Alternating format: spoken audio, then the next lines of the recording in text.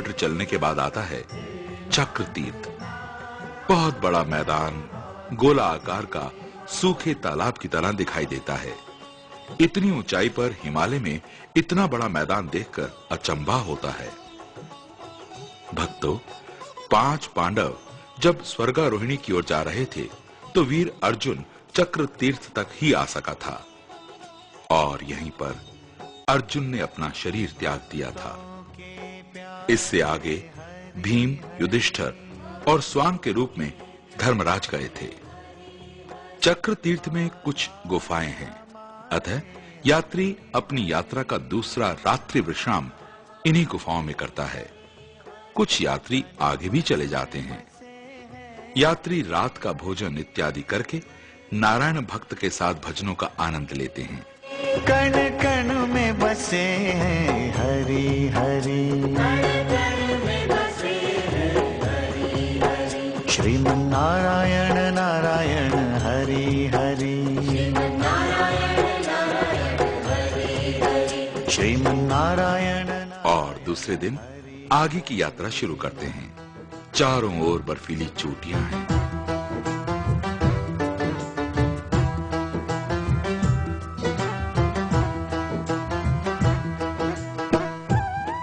अब तो बादल भी नीचे रह गए।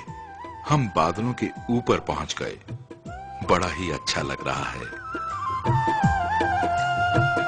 चक्र तीर्थ से आगे ये चढ़ाई बहुत ही कठिन है। ऑक्सीजन की भी कमी हो जाती है। हम इस समय लगभग 14,000 फीट की ऊंचाई पर हैं। श्री नारायण नारायण बद्री नारायण नारायण। इस चोटी से सामने सतोपंथ टॉप दिखाई देता है। नारायण श्री नारायण लक्ष्मी नारायण नारायण नारायण। और कुछ हिस्सा स्वर्गारोहिणी का। नारायण नारायण श्री नारायण सृष्टि दाता नारायण, नारायण श्री नारायण। इस चोटी के बाद रास्ता और कठिन हो जाता है। श्रीमन नारायण जपले प्राणी नारायण, जय जय श्रीमन नारायण जपले प्राणी नारायण। मुक्ति मिलेगी भक्ति मिलेगी भजले प्राणी नारायण, मुक्ति मिलेगी भक्ति मिलेगी भजले प्राणी नारायण। चारों ओर बड़े बड़े पत्थर, बड़ी बड़ी चट्टानों को पार करना पड़ता है। एक चोटी से दूसरी चोटी पर जाना पड़ता है। और इस चोटी पर कुछ संत आ रहे हैं। शायद स्वामी नारायण वाले महाराज हैं। ये माताजी भी सतोपंथ तक होकर आ रही हैं। इनको सतोपंथ के दर्शन से इतना आनंद मिला कि अपने आप को प्रभु चरणों में लगाकर धन्य हो गई हैं। वो देख के कितना रोया कि अभी हमको कुछ पता नहीं कि मैं वो सतोपंथ देख के कितना रोया। पर नहीं लगता है जाने का। ये तीर्थ है ही ऐसा जिसके दर्शन से प्राणी की आंखों से भक्ति रस की गंगा बहने लगती है। चक्र तीर्थ से सतोपंथ तक 3 किलोमीटर का रास्ता यात्री की कठिन परीक्षा ले लेता है। ये रास्ता साधारण नहीं बल्कि हमको ग्लेशियरों के ऊपर चलना पड़ता है। नीचे पानी बहता है। ऊपर 20-30 फीट का ग्लेशियर और ग्लेशियर के ऊपर बड़े बड़े पत्थर चट्टाने पार करनी पड़ती हैं। इन पर पांव संभल कर रखना पड़ता है। यह रास्ता नहीं बल्कि यात्री को एक स्थान पर खड़े होकर सामने रास्ते का चिन्ह देखना पड़ता है। ये चिन्ह एक पत्थर के ऊपर दूसरा पत्थर रखकर बनाया जाता है।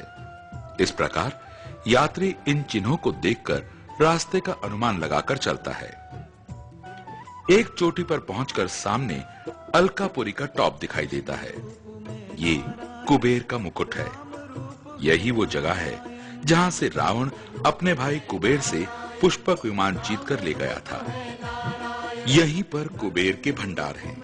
यहीं से तिरुपति बालाजी ने पद्मावती से शादी करने के लिए कुबेर से कर्जा लिया था।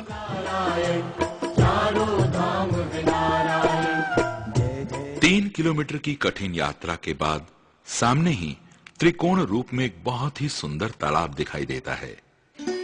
जब यात्री सतोपंथ के दर्शन करता है तो ऐसा लगता है मानो कंगाल को खजाना मिल गया हो, जैसे तपस्वी के सामने मूर्तिमयी सिद्धि स्वयं आकर खड़ी हो गई हो।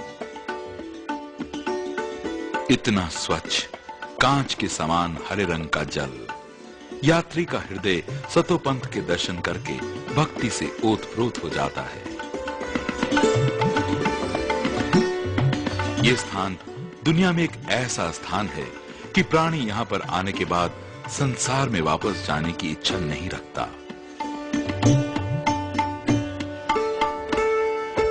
इस सरोवर का जल इतना पवित्र है कि यदि इसमें कोई गलती से तिनका भी डाल दे तो ये पक्षी इस तिनके को अपनी चोंच से उठाकर बाहर फेंक देते हैं। यहाँ के पक्षी भी सात्विक भाव के ही मिलेंगे। ये पक्षी और कहीं नहीं मिलते। यहीं पर आसपास में ही गुफाएं हैं। यात्री इन्हीं गुफाओं में आकर ठहरते हैं या फिर टेंट लगाकर अपनी ठहरने की व्यवस्था करते हैं। ऋषि मुनि संत यहीं पर इन गुफाओं में रहकर सिद्धियां प्राप्त करते हैं। स्कंद पुराण में लिखा है, एकादशी के दिन यहाँ साक्षात ब्रह्मा विष्णु महेश तीनों देव सतोपंथ सरोवर में स्नान आदि करके तपस्या करने आते हैं। सतोपंथ के दर्शन पूजा स्तुति करने से क्या फल प्राप्त होता है, ये स्वयं ब्रह्मा जी भी नहीं कह सकते, तो फिर हम क्या कहें। यात्री सिर्फ यहीं तक ही जाते हैं। और पांचों पांडवों में से भीम सतोपंथ तक ही जा सका और यहीं सतोपंथ में अपना शरीर त्याग दिया। यात्री भी सतोपंथ में स्नान करके तपस्या करते हैं। कोई कोई तो अपने ठाकुर जी को स्नान कराकर पूजा करता है।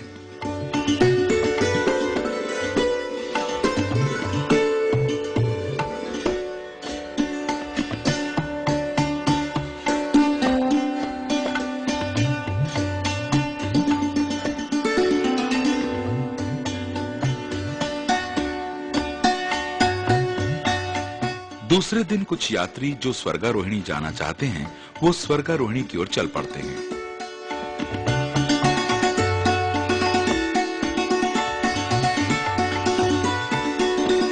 अब रास्ता और भी कठिन है।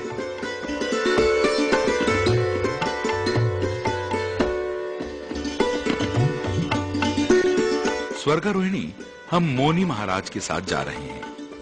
ये मोनी महाराज यहीं सतोपंथ में 12 महीने रहकर साधना करते हैं।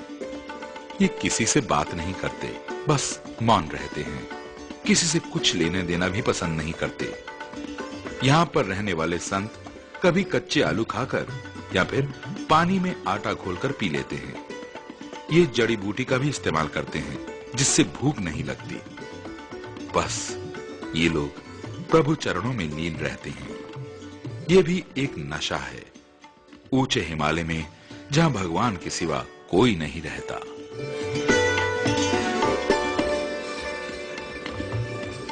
तलवार की धार जैसी पहाड़ी पर चलना पड़ रहा है।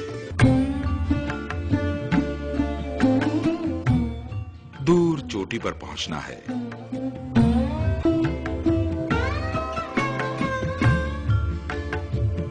आगे फिर ग्लेशियर के ऊपर से जाना है। दूर से कहीं विस्फोट की आवाजें आ रही हैं। शायद ये ऊपर ग्लेशियर टूट रहे हैं।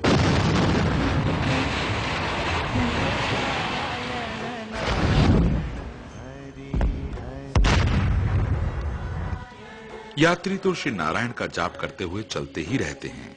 जय जय नारायण नारायण हरि हरि।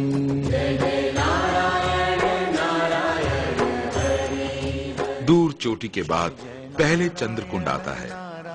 यहाँ पर चंद्रमा ने 88,000 वर्ष तक अष्टाक्षरी मंत्र से जाप करके श्री नारायण से नक्षत्रों के राजा होने का वर मांगा था।